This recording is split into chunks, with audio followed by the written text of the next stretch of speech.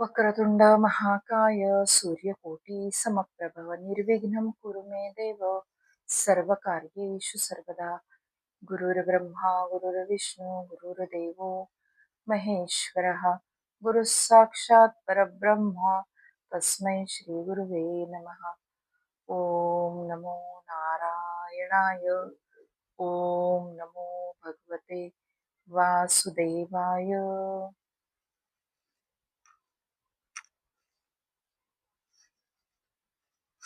सगळ्यांना माझ्या मनापासून नमस्कार. कालच्या भागामध्ये आपण बघितले भगवंतांच्या 24 अवतारातले 2 अवतार आपण बघितले आहे. पहिला अवतार बघितला आपण सनकादिक ऋषींचा आणि दुसरा अवतार आपण बघितला वराह श्वेत वराह अवतार किंवा आदि वराह अवतार. आता भगवंतांच्या 24 अवतारातला आपण तिसरा अवतार बघत आहोत, देवर्षी नारद. देवर्षी नारद हे भगवान विष्णूंच्या शक्त्यावेश अवतार मानले जातात. हे भगवंतांचे शक्त्यावेश अवतार मानले जातात. म्हणजेच भगवान विष्णूंनी आपल्या दिव्य भक्ती शक्तीचा विशेष आवेश म्हणून, शक्त्यावेश म्हणजे भक्ती शक्तीचा विशेष आवेश म्हणून, विशेष आवेश त्यांच्यामध्ये प्रगट केलेला आहे. भगवंतांच्या भक्ती शक्तीचा विशेष आवेश त्यांच्यामध्ये प्रगट केलेला आहे. म्हणून नारदांना, महर्षी नारदांना शक्त्यावेश अवतार मानले जाते. त्यामुळे ते केवळ एक ऋषी किंवा देवदूत नसून संपूर्ण सृष्टीमध्ये भगवंतांच्या नामाचा, भक्तीचा आणि धर्माचा प्रचार करणारे पहिले महान आचार्य समजले जातात. पण आपण काय बघतो की अनेक मालिकांमध्ये, कथांमध्ये त्यांना विनोदी स्वरूपामध्ये किंवा भांडणं लावणारे म्हणून दाखवले जाते, किंवा एका ठिकाणची गोष्ट दुसऱ्या ठिकाणी पोहोचवणारे म्हणून दाखवले जाते. परंतु असे नाही. श्रीमद भागवत, विष्णू पुराण, पद्मपुराण आणि इतर वैष्णव ग्रंथामध्ये त्यांचे स्वरूप अत्यंत पूजनीय, ज्ञानी आणि भगवत भक्त म्हणून आहे. असे त्यांचे वर्णन या ग्रंथामध्ये, या पुराणांमध्ये केलेलं आहे. नारद मुनी जेथे जात तेथे भगवंतांचे नाम, भक्ती आणि धर्माची स्थापना होत असते. आपण श्रीमद भागवतामध्ये बघितलेलं आहे, रामायणामध्ये पण आहे. आता ह्या कथे अनुषंगाने आपल्याला पुढे कळणारच आहे सगळे. पण रामायणामध्ये देखील वाल्मिकी, वाल्या कोळी याला देखील नारद मुनींनीच उपदेश केलेला होता. ध्रुव बाळाला देखील नारद मुनींनीच उपदेश केलेला होता. प्रल्हादाची भगवान भक्ती नारद मुनींमुळेच वाढलेली. म्हणूनच त्यांना देवर्षी म्हणजे देवतांमधील श्रेष्ठ ऋषी अशी पदवी प्राप्त झालेली आहे. आता नारद मुनींच्या, देवर्षी नारदांच्या पूर्वजन्माविषयी पुराणांमध्ये 2 प्रमुख परंपरा सांगितलेल्या आहेत. काही पुराणांमध्ये वेगळी कथा सांगितली आहे आणि काही पुराणांमध्ये वेगळी कथा सांगितली आहे. म्हणून मी दोन्हीही, सगळ्याच पुराणांचा आधार घेऊन दोन्हीही कथा आपल्या समोर आणत आहे. श्रीमद भागवत महापुराणानुसार एका कल्पामध्ये नारद मुनी एका अत्यंत गरीब दासीचे पुत्र होते. ते चातुर्मासाच्या काळामध्ये अनेक संत महात्मे, ज्या ठिकाणी नारद मुनींची आई राहायची, गरीब आई राहायची, दासी होती ती राहायची, त्या गावामध्ये चातुर्मासामध्ये अनेक महात्मे, भगवत भक्त ऋषी येत असत. त्यांची सेवा नारद मुनींची आई करत असे. म्हणजे पुनर्जन्मातलं मी आपल्याला सांगते, ती सेवा करत असे. त्यावेळेला नारद मुनी खूप लहान होते. आपल्या आईसोबत ते पण त्यांची सगळ्यांची सेवा करायची. त्या संतांची अत्यंत नम्रतेने ते भक्ती करत, त्यांचे त्या सांगत असलेले उपदेश ऐकत असत. आणि जे ऋषी मुनींनी खाल्लेलं अन्न उरलेलं थोडंफार त्यांच्या पत्रावळीमध्ये किंवा ताटामध्ये जे अन्न उरायचं, ते अन्न ते प्रसाद म्हणून भक्षण करत. इतकं श्रद्धेने ते त्यांची सेवा करत असत. त्यांच्या मुखातून निघणाऱ्या भगवंतांच्या कथा ते अगदी मन लावून श्रद्धेने ऐकत असत. ही त्यांची श्रद्धा, ही निष्काम सेवा बघून आणि हे सगळं त्यांचं वागणं, त्यांच्या आईचं वागणं बघून या सगळ्या संत ऋषी मुनींनी त्यांना आशीर्वाद दिलेला होता की या जन्मानंतर तू पुढचा जो जन्म घेशील त्या जन्मामध्ये तू खूप मोठा भगवत भक्त होशील, भगवान विष्णूंचा तू खूप मोठा भक्त होशील, असा आशीर्वाद त्या सगळ्या संत महात्म्यांनी, ऋषी मुनींनी छोट्या दासीपुत्राला, म्हणजे पूर्वजन्मातले दासीपुत्र जे होते नारद मुनी, त्यांना दिलेला होता. पुढे काही वर्षांत हे ऋषी मुनी चातुर्मास झाल्यानंतर तिथून निघून गेले आणि काही कालखंडानंतर नारद मुनींची आई सर्पदंशामुळे मृत्यू पावली. आईच्या निधनानंतर त्यांचा कुठलाही पाश उरला नाही. त्यावेळेला लहानच होते नारद मुनी. त्यानंतर वनामध्ये जाऊन त्यांनी कठोर तपश्चर्या केली. अखेरीस भगवान विष्णूंनी प्रसन्न होऊन क्षणभरच त्यांना दर्शन दिलेले होते, जास्त दर्शन दिलेले नव्हते.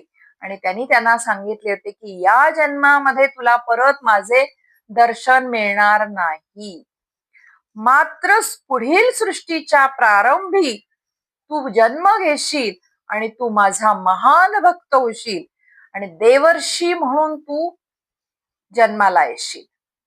हा आशीर्वाद त्यावेळेला भगवंतांनी त्यांना दिला. आणि प्रलयानंतर ब्रह्मदेवाच्या मानसपुत्र रूपाने देवर्षी नारदांनी जन्म घेतला आणि त्यांचा तो देवर्षी नारद म्हणून अवतार झाला. ही एक कथा आहे.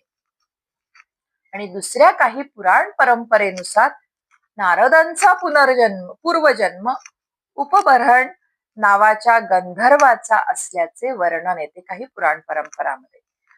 आपल्या सौंदर्याचा आणि गायन कलेचा गर्व झाल्यामुळे या गंधर्वाला आपल्या सौंदर्याचा आणि गायन कलेचा गर्व झालेला असल्यामुळे त्याला ऋषींचा शाप मिळाला आणि त्या शापामुळे त्याला पृथ्वीवर जन्म घ्यावा लागला. पृथ्वीवर त्या गंधर्वाने जन्म घेतल्यानंतर त्याने कठोर तप, संत सेवा केली आणि भगवंतांची भक्ती करून सर्व पापाचा, जे पाप त्याच्याकडून गंधर्व रूपामध्ये असताना जी पाप झाली त्या पापाचा त्याने क्षय केला आणि अखेरीस देवर्षी नारद म्हणून त्याने दिव्यपद प्राप्त केले. या दोन्हीही परंपरा, या दोन्हीही कथांचा संदेश मात्र एकच आहे. वेगवेगळ्या पुराणानुसार वेगवेगळ्या कथा आहेत. मी दोन्ही कथा आपल्याला सांगितल्या, पण दोन्ही मधून संदेश आपल्याला काय मिळतो? एकच संदेश मिळतोय की जन्म, कुल, संपत्ती किंवा पद यापेक्षा भगवंतांची भक्ती, संत सेवा आणि नामस्मरण सगळ्यात श्रेष्ठ असतं. कोणताही जीव भक्तीच्या सामर्थ्याने भगवंतापर्यंत पोहोचू शकतो, परमेश्वरापर्यंत पोहोचू शकतो. देवर्षी नारद हे अखंड भगवन नामाचा प्रसार करणारे विश्वातले पहिले प्रचारक म्हणून ओळखले जातात. त्यांच्या हातामध्ये वीणा असते, आपण सगळ्यांनी बघितलेलं आहे. कारण आपल्या डोळ्यासमोर नारद मुनी म्हटलं की एक सिनेमामध्ये दाखवलेलं किंवा सिरियल मध्ये दाखवलेलं, चित्रात बघितलेलं आपल्या समोर रूप येतं. हातामध्ये वीणा असते. त्या वीणेचं नाव आपल्याला काय माहितीये? त्या वीणेचं नाव आहे महती. महती नावाची ती दिव्य वीणा देवर्षी नारदांच्या हातामध्ये असते. या वीणेवर ते सतत नारायण नारायण या अखंड हरिनामाचा गात ते 14 भुवनामध्ये सतत भ्रमण करत असतात. सतत त्यांच्या तोंडामध्ये अखंड नाम नारायण नारायण असत. देव, दानव, गंधर्व, यक्ष, किन्नर, ऋषी, राजा, सामान्य मनुष्य कोणताही जीव त्यांच्या उपदेशापासून वंचित राहत. ते प्रत्येकाला उपदेश करतात. ते कोणत्याही एका लोकात किंवा आश्रमात कायम राहत नाही. ते सतत भ्रमण करत असतात. संपूर्ण सृष्टीमध्ये भ्रमण करून जिथे धर्माचा ऱ्हास होतोय, जिथे भक्ती कमी होते आहे जिथे भगवंतांची लीला आवश्यक आहे सांगणे, जिथे भगवंतांची लीला, भगवंतांच्या अवताराची महती सांगणे आवश्यक आहे, तिथे ते स्वतः उपस्थित राहतात. म्हणूनच आजची भाषा आपल्या सध्याच्या काळातली भाषेत जर ठरवलं, तर त्यांना विश्वातले पहिले आध्यात्मिक संदेशवाहक, पहिले धर्मप्रचारक आणि भक्तीचे महान दूत म्हणून ओळखता येईल. आत्ताची आपल्या कलियुगातली भाषा जर म्हणायची म्हटलं तर त्यांना ह्या संबोधनाने संबोधलं जाईल. देवर्षी नारदांनी अनेक महान ग्रंथ आणि महापुरुषांच्या जीवनात निर्णायक भूमिका बजावलेली आहे. वेदांचे विभाजन करून महर्षी वेदव्यासांना, आपल्याला श्रीमद भागवत पहिला अध्याय आठवत असेल, पहिल्या अध्यायामध्ये मी आपल्याला सांगितलेलं होतं की 4 वेदांचं विभाजन केल्यानंतर देखील वेदव्यासांच्या मनामध्ये अशांतता होती. त्यांना वाटत होतं की मी काहीतरी अजून लिहायला पाहिजे, माझं मन अशांत आहे, समाधान माझ्या अंतःकरणामध्ये नाहीये. हे ज्या वेळेला त्यांना वाटत होतं, त्याच वेळेला भगवान देवर्षी नारदांनी वेदव्यासांना सांगितलेले होते की तुम्ही भगवंतांच्या निर्मळ भक्तीचे आणि दिव्य लीलेचे स्वतंत्र वर्णन केलेले नाही, ते स्वतंत्र वर्णन तुम्ही करा, तुमच्या अंतःकरणाला समाधान आणि शांती मिळेल. आणि तिथूनच वेदव्यासांनी श्रीमद भागवत महापुराणाची रचना केलेली. आपल्याला अगदी पहिला अध्याय श्रीमद भागवताचा आठवला की आपण परत जर तो पहिला भाग ऐकला तर त्यामध्ये हे वर्णन मी आपल्या समोर केलेलं होतं. त्याचप्रमाणे आत्ताच मी आपल्याला सांगितलेलं होतं, रामायणामध्ये देखील त्यांची भूमिका आहे. पूर्वी रत्नाकर नावाचा दरोडेखोर असलेल्या महर्षी वाल्मिकींना भगवन नामाचा उपदेश करून तपश्चर्येच्या मार्गावर आणण्याचे काम देखील नारद मुनींनीच केलेले होते.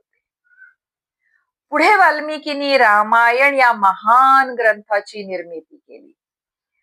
नारद भक्ती सूत्र या भक्ती योगावरील अत्यंत महत्वाचा ग्रंथ देवर्षी नारद यांच्याशी संबंधित मानला जातो. या ग्रंथामध्ये त्यांनी प्रेममय, निष्काम आणि अखंड भगवत भक्तीचे स्वरूप अत्यंत सुंदर रीतीने आपल्या समोर मांडलेले आहे, आपल्यासाठी त्यांनी मांडलेले आहे. भागवतामध्ये वर्णिलेल्या अनेक महान भक्तांच्या जीवनामध्ये देवर्षी नारदांचे योगदान अत्यंत महत्वाचे आहे. भक्त प्रल्हाद अजून आईच्या गर्भात असतानाच नारद मुनींनी माता कयाधूला भगवान विष्णूंच्या भक्तीचा उपदेश केलेला होता. त्या उपदेशाचा परिणाम म्हणून प्रल्हाद जन्मल्यापासून भगवत भक्त झालेला होता. ध्रुव महाराजांना वनामध्ये जाऊन ओम नमो भगवते वासुदेवाचा दिव्य मंत्र कोणी दिला होता? देवर्षी नारदांनीच दिलेला होता. पुढे ध्रुवांना भगवान विष्णूंचे प्रत्यक्ष दर्शन झाले. राजा चित्रकेतू, प्राचीन बहरी, युधिष्ठिर, अंबरीश राजा आणि अनेक राजर्षी, ऋषी भक्तांना योग्य वेळी मार्गदर्शन करून त्यांना भगवंतांच्या चरणाजवळ नेऊन पोहोचवले. त्यामुळे नारद मुनींना भक्ती मार्गाचे आचार्य म्हणून विशेष मान दिला जातो. आता सतत भ्रमण करत असतात नारद मुनी. त्याच्या मागे एक कथा आहे, पण त्याच्या मागे देखील भगवंतांची एक योजनाच होती. मी मागच्याच अध्यायामध्ये आपल्याला सांगितले की प्रत्येक गोष्टींच्या मागे भगवंतांची योजना असते. शाप मिळणं, उशाप मिळणं हे सगळं भगवंतांच्या लीलेचा, दिव्य योजनेचा एक भाग असतो. ब्रह्मदेव आणि दक्ष प्रजापती यांच्याकडून मिळालेल्या शापाच्या मागे देखील भगवंतांची एक दिव्य योजना होती. आता दक्ष प्रजापतींनी कोणता शाप दिला आणि ब्रह्मदेवानी कोणता शाप दिला हे आपण थोडक्यात बघूयात. ब्रह्मदेवानी नारद मुनींना, देवर्षी नारदांना सांगितले होते की सृष्टी विस्तार करण्यासाठी सांगितलेले होते. पण नारद मुनींना देखील सनकादिक ऋषींच्या प्रमाणे संसारापेक्षा भगवत भक्तीमध्ये जास्त, त्यांनी भगवत भक्तीला जास्त महत्व दिले. त्यामुळे काही पुराण परंपरामध्ये असे सांगितले गेलेले आहे की ब्रह्मदेवानी नारद मुनींना सांगितले की तू गंधर्व योनीमध्ये जन्म घेशील, असे काही पुराण परंपरामध्ये सांगितलेले आहे. म्हणून आता आपण याच्या आधी बघितलं की गंधर्व योनीमध्ये जन्म घेतलेला होता, मग तिथे ऋषींनी शाप दिला, हा आपण याच भागामध्ये सुरुवातीला बघितलेले आहे. त्याच्या मागे ब्रह्मदेवांचा शाप होता. आता दक्ष प्रजापतींनी पण शाप दिलेला आहे. दक्ष प्रजापतींच्या हैर्यश्व आणि शबलाश्व या पुत्रांना नारदांनी आत्मज्ञानाचा उपदेश केला. त्या सगळ्यांनी तो आत्मज्ञानाचा उपदेश स्वीकारून, वैराग्य स्वीकारून संसाराचा त्याग केला. त्यामुळे संतप्त झालेल्या दक्ष प्रजापतींनी नारदांना शाप दिला की तू कधीही एका ठिकाणी स्थिर राहू शकणार नाहीस, तुला सदैव भ्रमण करत राहावं लागेल. कारण दक्ष प्रजापतीच्या मुलांना त्यांनी आत्मज्ञानाचा उपदेश केल्यामुळे त्यांचं संसारातून सगळं, आणि दक्ष प्रजापतीची इच्छा होती की आपल्या मुलांनी संसारामध्ये पडून प्रजा वाढवावी, पण इकडे देवर्षी नारदाने त्यांना वैराग्याचा हे आत्मज्ञान दिलं की आत्मज्ञानाचा उपदेश केला आणि वैराग्य स्वीकारायला सांगितले. त्याच्यामुळे ते संसार त्याग करून त्यांनी वैराग्य स्वीकारलं. म्हणून दक्ष प्रजापतींनी त्यांना शाप दिला की तुम्ही एका ठिकाणी कधीही स्थिर राहणार नाही, सदैव भ्रमण करत राहा. परंतु हा दक्ष प्रजापतींनी दिलेला शाप सृष्टीसाठी, सगळ्या जगासाठी वरदान ठरला. कारण त्यांच्या अखंड भ्रमणामुळे देवर्षी नारदांनी असंख्य जीवांना भगवंतांची भक्ती म्हणजे काय याचे ज्ञान दिले आणि प्रत्येक युगामध्ये धर्म स्थापनेच्या कार्यात भगवान विष्णूंचे ते श्रेष्ठ सहकारी बनले. देवर्षी नारदांच्या जीवनातून आपल्याला एक अत्यंत महत्वाचा संदेश मिळतो. भक्ती करण्यासाठी जन्म, जात, संपत्ती किंवा विद्वत्ता याची आवश्यकता नसते. निष्काम सेवा, संत संग, भगवन नामाचे अखंड स्मरण आणि भगवंतावरचा दृढ विश्वास, दृढ प्रेम यामुळे कोणताही जीव परमेश्वराची कृपा प्राप्त करू शकतो. म्हणून देवर्षी नारद हे केवळ भगवान विष्णूंचे दुसरे अवतार नसून भक्ती, वैराग्य, नामस्मरण, ईश्वर प्रेम याचे जिवंत प्रतीक ते मानले जातात. त्यांच्या मुखातून अखंड उच्चारले जाणारे नारायण नारायण हे नाम आजही प्रत्येक भक्ताला भगवंतांच्या चरणापर्यंत पोहोचवण्याचा सगळ्यात सोपा आणि श्रेष्ठ मार्ग आहे. हा झाला आपण भगवंतांचा तिसरा अवतार, शक्त्यावेश अवतार बघितला, देवर्षी नारद. आता आपण बघणार आहोत भगवंतांचा चौथा अवतार, नरनारायण ऋषी.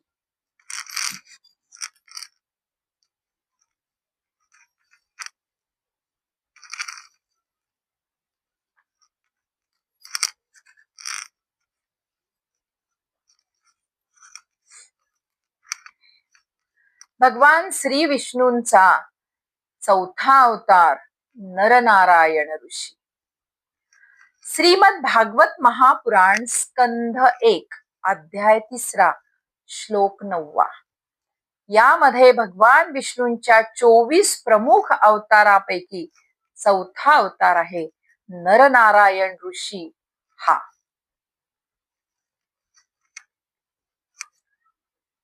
भगवंतांनी चौथ्या अवतारामध्ये धर्म आणि मूर्ती यांच्या पोटी नर आणि नारायण या दोन दिव्य ऋषींच्या रूपाने अवतार धारण केलेला होता. त्यांनी हिमालयातल्या पवित्र बद्रिका आश्रमामध्ये अत्यंत उग्र तप करून आत्मसंयम, वैराग्य, योग आणि धर्माचा आदर्श सगळ्यांच्या समोर ठेवला. सृष्टीच्या प्रारंभी ब्रह्मदेवापासून अनेक प्रजापती निर्माण झाले. त्यांच्यापैकी दक्ष प्रजापती हे एक प्रमुख प्रजापती होते. दक्ष प्रजापतींची कन्या मूर्ती, तिचा विवाह धर्मदेवांशी झाला. धर्म आणि मूर्ती यांच्या पोटी भगवान विष्णूंनी 2 स्वरूपामध्ये अवतार धारण केला. या 2 दिव्य पुत्रांना नर आणि नारायण अशी नावे मिळाली. हा अवतार इतर अवतारांसारखा राक्षसांचा संहार करण्यासाठी झालेला नव्हता. मी मागेच आपल्याला सांगितलं की खूप अवतार भगवंतांचे प्रत्येक वेळेला युद्धासाठी किंवा राक्षसांचा शत्रूंचा संहार करण्यासाठी झालेले नाहीत. प्रत्येक अवताराचा उद्देश खूप वेगळा आहे. हा अवतार जो भगवंतांनी घेतला नरनारायण रूपामध्ये, हा अवतार संपूर्ण मानव जातीला तप, संयम, ब्रह्मचर्य, योग आणि आत्मज्ञानाचा मार्ग दाखवण्यासाठी झालेला होता.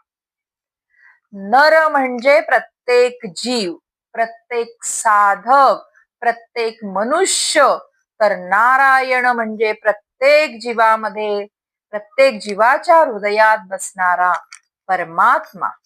त्यामुळे या अवतारामध्ये भगवंतानी जीव आणि परमात्मा यांचे सनातन नाते आपल्याला दाखवून दिलेले आहे.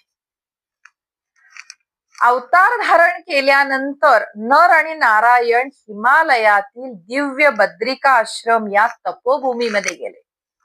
आत्ताचे बद्रीनाथ.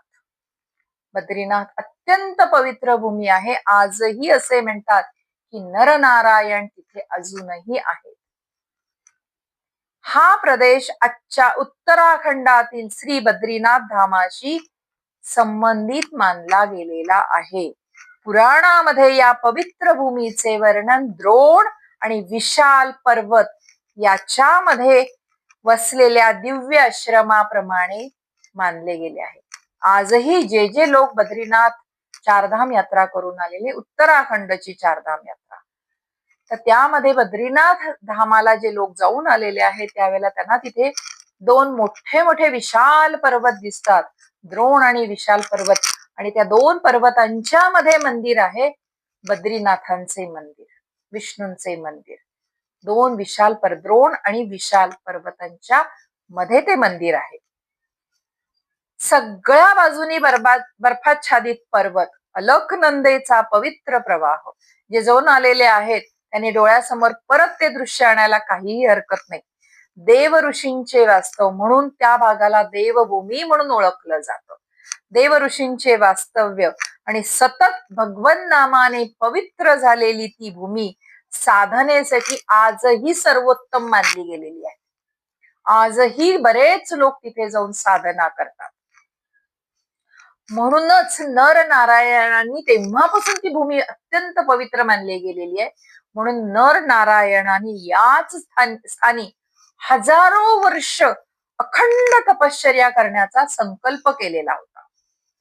त्यांनी कठोर ब्रह्मचर्य, योग, ध्यान, मौन, उपवास आणि समाधी याचे पालन केले. ही तपश्चर्या करत असताना त्यांनी एवढ्या सगळ्या गोष्टी पाळल्या. त्यांचे तप एवढे प्रखर होते की त्यांच्या तेजाने त्रैलोक्य प्रकाशित झालेले होते. देव, ऋषी, सिद्ध, गंधर्व आणि चारण यांनाही त्यांच्या तपाचे आश्चर्य वाटत होते.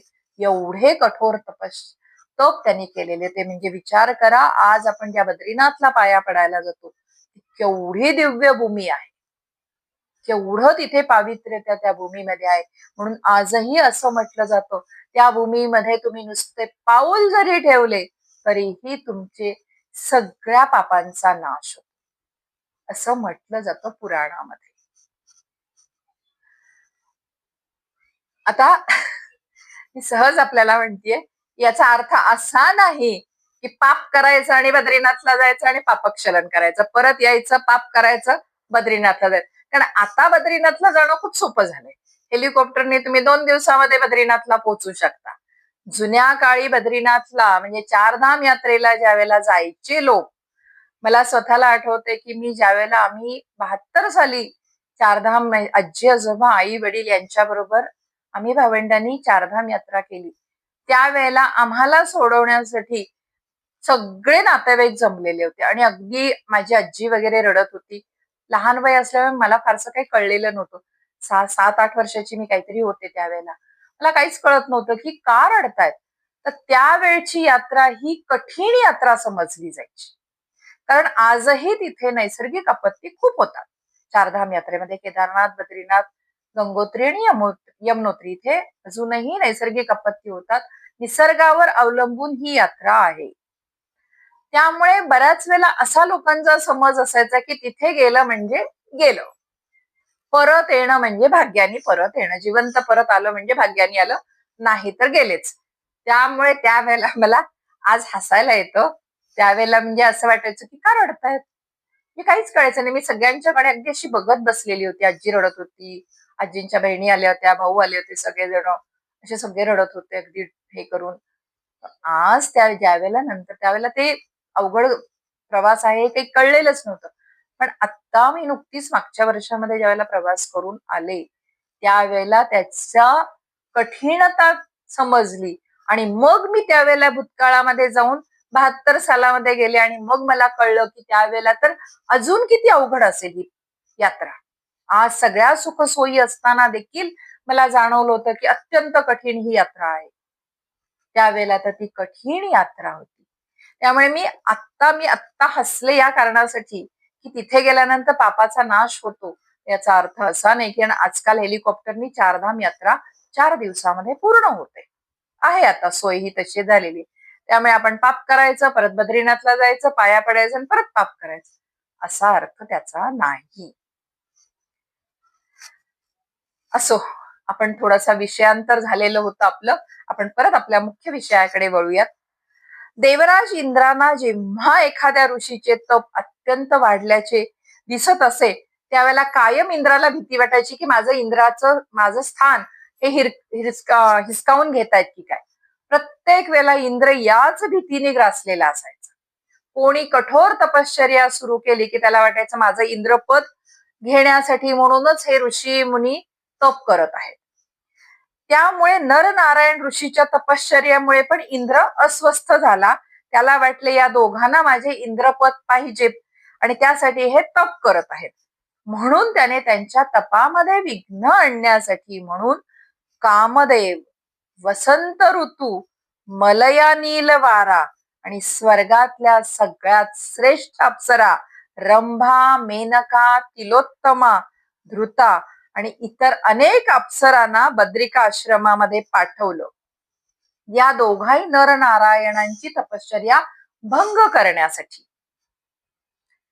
आता कामदेव, वसंत ऋतू आणि मलया नील वारा आल्यानंतर तिथलं वातावरण तर बदलणारच. संपूर्ण आश्रमामध्ये वसंत ऋतूचं मोहक वातावरण निर्माण झाले. मलया नील वारा आपल्याला माहिती असेल, अतिशय सुगंधी वारा असतो हा. सुगंधी वारा व्हायला लागला. पक्ष्यांचा मधुर किलबिलाट सुरू झाला आणि अप्सरांनी आपलं सौंदर्य आणि नृत्याने त्या दोघांना मोहित करण्याचं ठरवले. परंतु हे सगळं होऊनही नरनारायणांच्या मनामध्ये किंचितही विकार निर्माण झाला नाही. त्या उलट भगवान नारायण मंद स्मित करून म्हणाले,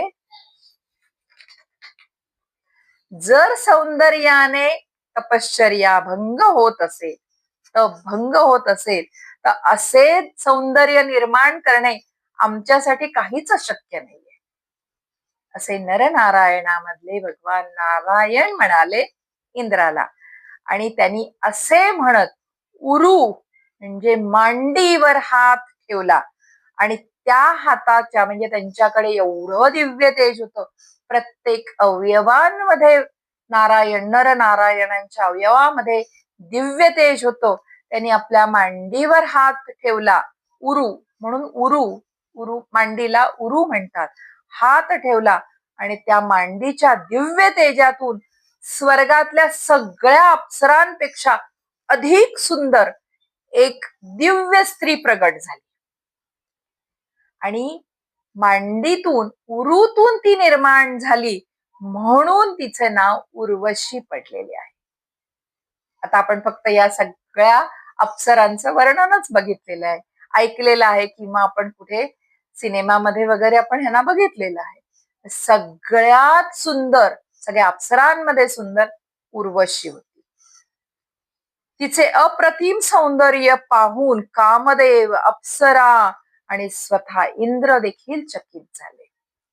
आणि त्याच क्षणी इंद्राला आपल्या चुकीची जाणीव झाली. त्याने नरनारायणाची क्षमा मागितली आणि त्यांच्या तपशक्तीपुढे त्याने मस्तक झुकवले. या प्रसंगातून संपूर्ण जगाला भगवंतानी एक शिकवले की ज्याने स्वतःच्या मनावर विजय मिळवला त्याला कोणतीही माया विचलित करू शकत नाही. नरनारायणाशी संबंधित आणखीन एक गूढ आणि अद्भुत कथा महाभारत, स्कंद पुराण आणि वैष्णव परंपरेमध्ये सांगितली जाते. आता दोघांनी अवतार घेण्याच्या मागचा उद्देश काय आहे ही पण एक कथा त्यामध्ये सांगितली जाते. सहस्र कवच नावाचा एक महाबलवान दैत्य होता.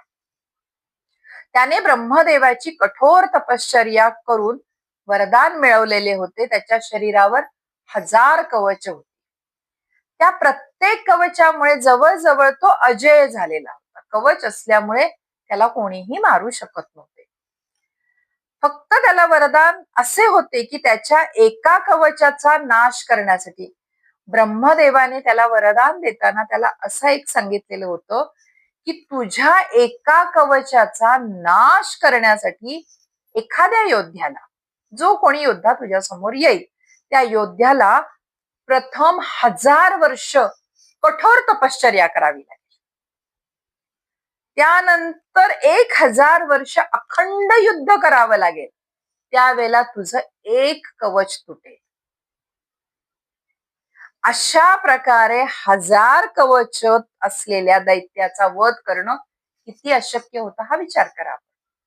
म्हणजे एक कवच, त्याचं 1000 कवच त्याला होते, एक कवच त्याचं तोडायचं.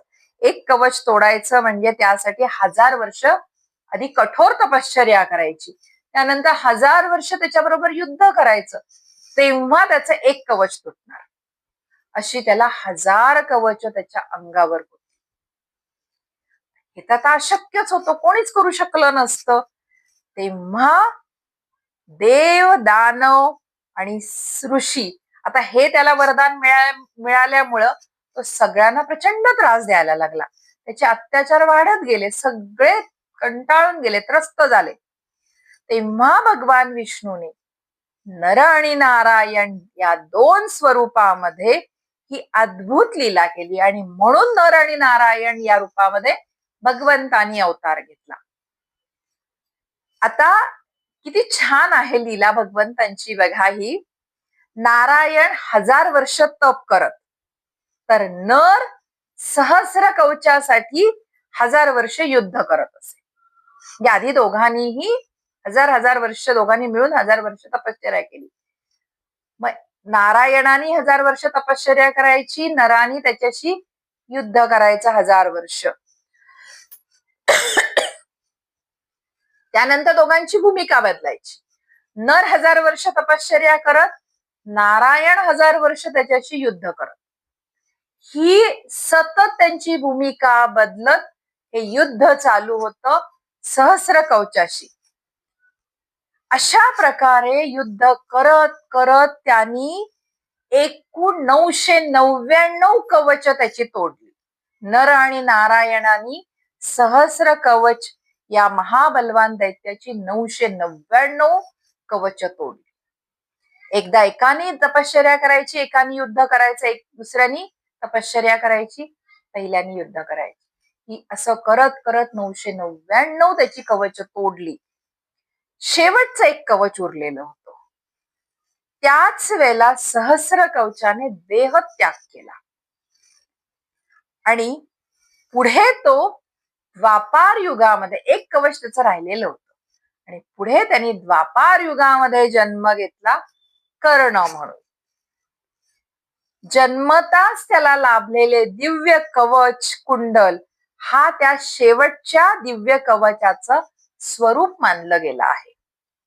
म्हणून द्वापार युगामध्ये परत नर म्हणजे अर्जुन आणि नारायण म्हणजे श्रीकृष्ण, परत त्या दोघांनी एकत्र येऊन भगवान श्रीकृष्ण आणि अर्जुन म्हणजे नर आणि नारायणाने एकत्र येऊन कर्णाचा वध केला. म्हणजे सहस्र कवचाचा राहिलेलं एक जे कवच होतं ते कवच त्यांनी द्वापार युगामध्ये तोडलं, त्याचं कवच. आणि अशा प्रकारे त्या दैत्याचा द्वापार युगामध्ये पूर्णपणे अंत झाला.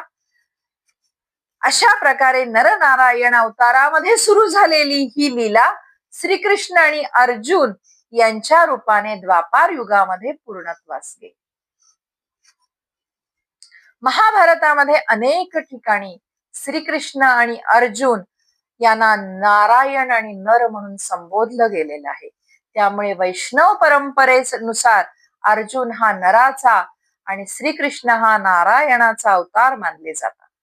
महाभारताच्या युद्धात त्या दोघांनी धर्मस्थापनेसाठी केलेले कार्य हेच नरनारायणाच्या तपशक्तीचे पुढील रूप मानले गेलेले आहे. स्कंद पुराणामधल्या बद्रिकाश्रमाचे महात्म्य अत्यंत सुंदर रहस्य आपल्याला सांगते.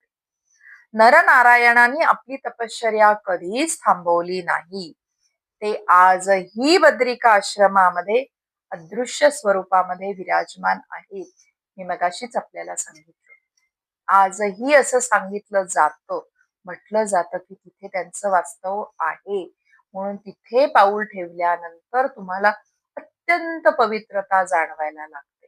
मनाला एक अपार शांतता तिथे गेल्यानंतर तुम्हाला जाणवायला लागते. भगवान बद्रीनारायणाच्या दिव्य धामामध्ये त्यांचे सूक्ष्म अस्तित्व आजही आहे असे पुराण सांगते. जो साधक निर्मळ भक्तिभावाने, मी मगाशीच हसत हसत आपल्याला सांगितलं, जो साधक निर्मळ भक्तीने बद्रीनाथला जातो त्याला त्या तपशक्तीचा अनुभव मिळतो.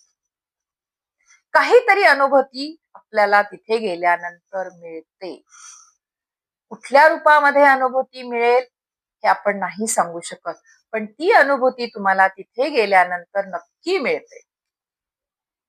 कलियुगाचा अंत होईपर्यंत नरनारायण ऋषी बद्रिका आश्रमामध्ये राहून धर्माचे रक्षण करणार आहेत आणि साधकांना अदृश्य स्वरूपामध्ये प्रेरणा देणार असा पुराणामध्ये उल्लेख आहे.